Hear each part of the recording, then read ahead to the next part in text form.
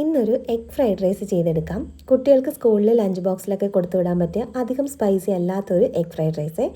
അപ്പോൾ ആദ്യം തന്നെ ഒരു പാനിലേക്ക് കുറച്ച് ഓയിൽ ഒഴിച്ചിട്ട് 2 മുട്ടയാണ് ഞാൻ എടുത്തിട്ടുള്ളത്. അതും പൊട്ടിച്ചൊഴിച്ചിട്ട് അതിലേക്ക് കുറച്ച് ഉപ്പും കുരുമുളക് പൊടി ഇട്ടിട്ട് നന്നായിട്ട് ഈ മുട്ടയൊന്ന് ചിക്കിയെടുക്കണം. ഒരുപാട് വലുതും അല്ല ഒരുപാട് ചെറുതും അല്ലാത്ത പീസായിട്ട് ചിക്കിയെടുക്കുക. ഇനി ഒരു പാനിലേക്ക് ബട്ടർ ഇട്ട് കൊടുത്ത് ബട്ടർ മെൽറ്റായി കഴിയുമ്പോൾ അതിലേക്ക് ചെറുതായിട്ട് കട്ട് ചെയ്ത് വെച്ചിരിക്കുന്ന വെളുത്തുള്ളി ഇട്ട് ഒന്ന് വഴറ്റിയെടുക്കാം. വെളുത്തുള്ളി ഒന്ന് മൂത്ത് വരുമ്പോഴത്തേക്കും അതിലേക്ക് ചെറിയ കഷ്ണങ്ങളായിട്ട് കട്ട് ചെയ്ത് വെച്ചിരിക്കുന്ന സവാള, അതുപോലെ തന്നെ ക്യാരറ്റ്, ബീൻസ് ഇത്രയും ഞാനിപ്പോൾ ചേർക്കുന്നുള്ളൂ. നിങ്ങളുടെ കയ്യിലുള്ള വെജിറ്റബിൾസ് ഒക്കെ ചേർക്കാവേ. ഇതെല്ലാം കൂടെ ഇട്ട് നന്നായിട്ട് ഇതൊന്ന് സോട്ട് ചെയ്തെടുക്കാം. കൂട്ടത്തിൽ കുറച്ച് ഉപ്പ് വെജിറ്റബിൾസിന് ആവശ്യമായിട്ടുള്ളതും കൂടെ ചേർത്ത് കൊടുക്കാം. എന്നിട്ട് ഇതെല്ലാം കൂടെ നന്നായിട്ടൊന്ന് വഴറ്റിയെടുക്കാം. ഇനി ഇതിലേക്ക് നമുക്ക് കുറച്ച് ചില്ലി സോസും കുറച്ച് സോയാ സോസും കൂടെ ചേർക്കുന്നുണ്ട്. എന്നിട്ട് ഇതെല്ലാം കൂടെ ഒന്ന് മിക്സ് ചെയ്ത് കൊടുത്തിട്ട് ഇതിലേക്ക് നമ്മൾ ആദ്യം റെഡിയാക്കി വെച്ചിട്ടുള്ള മുട്ടയുണ്ടല്ലോ അതും കൂടെ ചേർത്ത് കൊടുക്കാം. എന്നിട്ട് വീണ്ടും ഇതെല്ലാം കൂടെ നന്നായിട്ടൊന്ന് മിക്സ് ചെയ്തെടുക്കാം.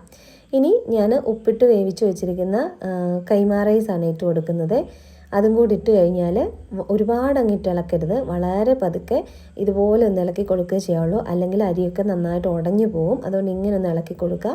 ഒന്ന് മിക്സ് ചെയ്ത ശേഷം അതിലേക്ക് കുറച്ച് കുരുമുളകിൻ്റെ പൊടിയും കൂടെ ഒന്ന് തൂവി കൊടുത്തിട്ട് ഒന്നും കൂടെ ഒന്ന് മിക്സ് ചെയ്തെടുത്ത് കഴിഞ്ഞാൽ നല്ല സൂപ്പർ ടേസ്റ്റി ആയിട്ടുള്ള എഗ് ഫ്രൈഡ് റൈസ് റെഡി ആയിട്ടുണ്ട്. ഇതിൻ്റെ കൂടെ ഒരു സോസോ അല്ലെങ്കിൽ ഒരു ചിക്കൻ ഫ്രൈയോ കൊടുത്തു വിട്ട് കഴിഞ്ഞാൽ കുട്ടികൾ ഹാപ്പി ആയിരിക്കും.